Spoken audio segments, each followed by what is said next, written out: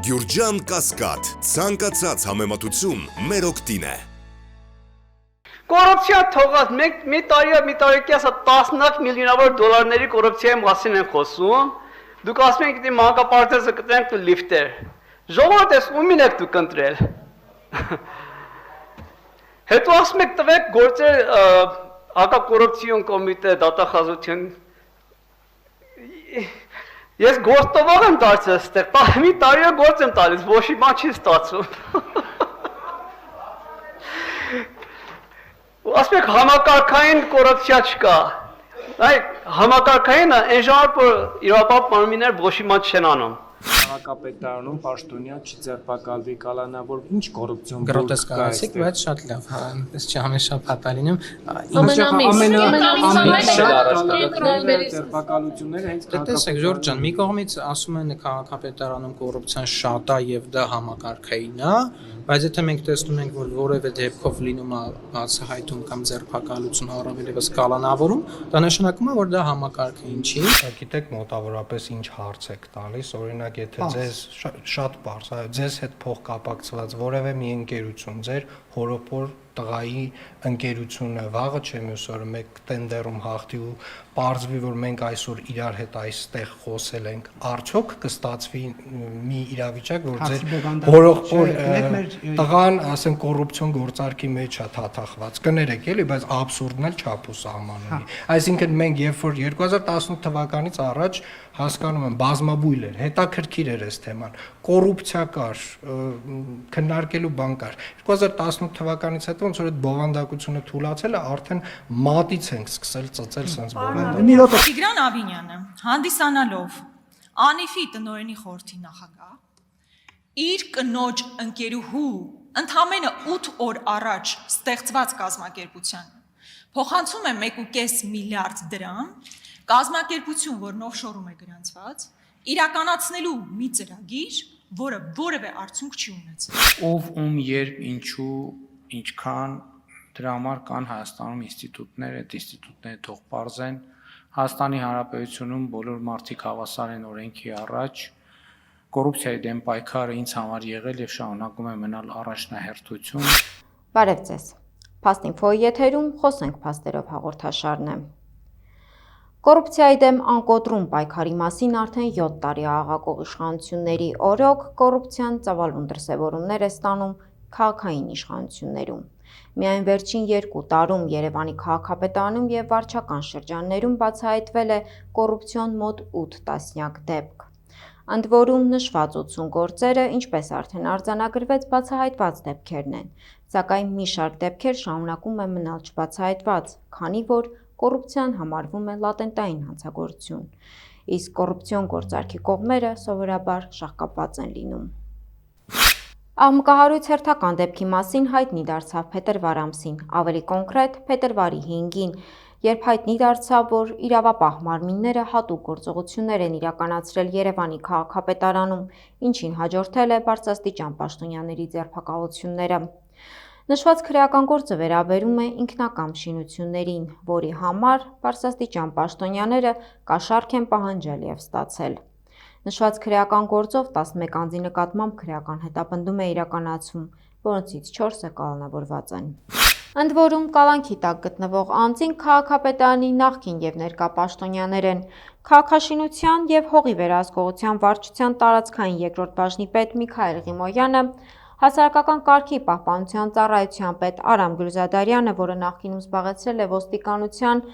հատուկ հնչեղություն ունեցող հանցագործությունների եւ քրեական հեղինակությունների դեմ պայքարի բաժնի պետի պաշտոնը,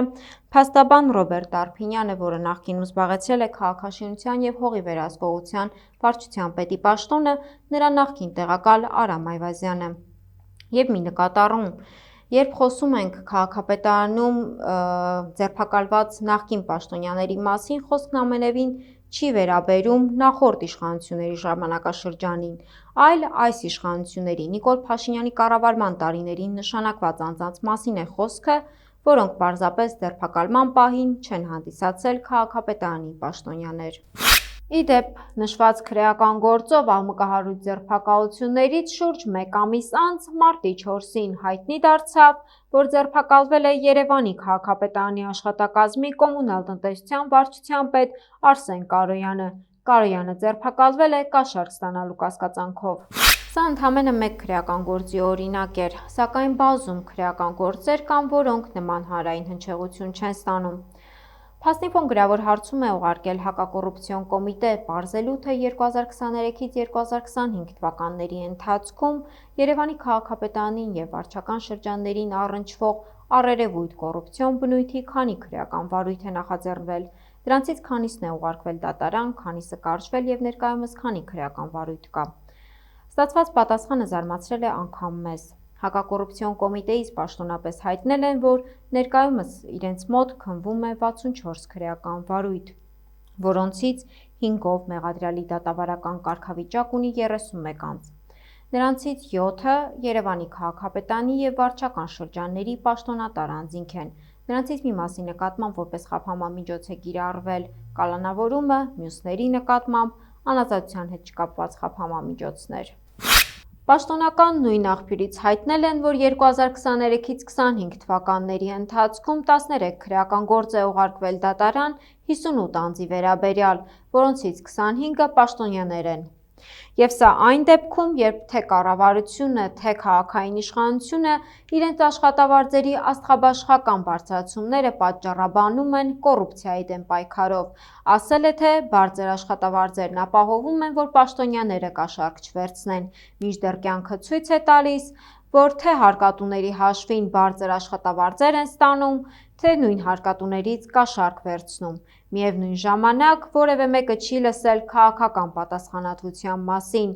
անգամ որևէ հրաժարական չի եղել կոռուպցիայի դեմ պայքարը ձախողելու համար։ Ինչևէ, վերադառնանք գործերին։ Դատարան ուղարկված գործերն ուսումնասիրելով պարզ է դառնում, որ դրանք վերաբերում են տարբեր ոլորտներին, թե քաղաքաշինությանը եւ հողօգտագործմանը, թե շինթույլտվություններին, թե ինքնակամ շինություններին։ Մի դեպքում կաշառք են պահանջել, որ ինքնակամ շինությունը չքանդեն, մեկ այլ դեպքում աչք փակեն եւ այլն։ Հատկանշական է, որ կոռուպցիոն գործերով քաղաքապետարանի եւ վարչական շրջանների պաշտոնյաների մեկը մյուսին հաջորդող ձերբակալությունների աճը հատկապես նկատելի է Տիգրան Ավինյանի պաշտոնավարման ժամանակաշրջանում։ 2023-ից 2025 թվականների ընթացքում քաղաքային իշխանության պատասխանատուն եղել է հենց Տիգրան Ավինյանը։ Նախ 2022 թվականի սեպտեմբերին Տիգրան Ավինյանը նշանակվեց Երևանի քաղաքապետի տեղակալ, սակայն հենց այդ ընթացքում գործող քաղաքապետ Հրաչյա Սարգսյանի փոխարեն Ավինյանն էր մասնակցում կառավարության նիստերին, հանրային միջոցառումներին,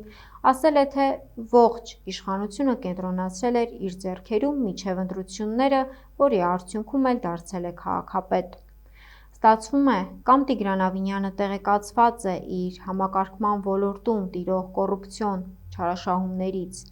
կամ իրապես չի տիրապետում իրավիճակին, ասել է, թե նրա կառավարման ունակությունները թույլ չեն տալիս վերահսկելու եւ զսպելու իր համակարգման ոլորտում տիրող կոռուպցիոն դրսևորումները, այս դեպքում քաղաքապետարանում եւ վարչական շրջաններում, նախորդիվ նաեւ անիֆում եւ կորոնավիրուսի դեմ պայքարում։ Մասնավորապես Փաստինֆոն ավելի վաղ արդեն հայտնել է, որ անիֆում կոռուպցիոն չարաշահումների վերաբերյալ առնվազն 3 քրեական վարույթ կա, որոնցից առնվազն 2-ը վերաբերում է Տիգրան Ավինյանի պաշտոնավարման տարիներին։ Ինչ վերաբերում է COVID-ի վերաբերյալ քրեական գործին, ապա թեև կորոնավիրուսի դեմ պայքարում Պարետի պաշտոնը զբաղեցնում էր Տիգրան Ավինյանը, սակայն վարույթն իրականացնող մարմինն անգամ չի հստակեցնում Տիգրան Ավինյանը COVID-ի վերաբերյալ քրեական գործով հարձակվել է, թե ոչ։ Անիֆին եւ COVID-ին առնչվող կոռուպցիոն գործերին Փաստինֆոն առավել մանրամասն անդրադարձել է նախորդ թողարկմանը։ Այսօրվա համար նախատեսել էինք այսքանը։ Փաստինֆոյի եթերում խոսենք փաստերով հաղորդաշարներ։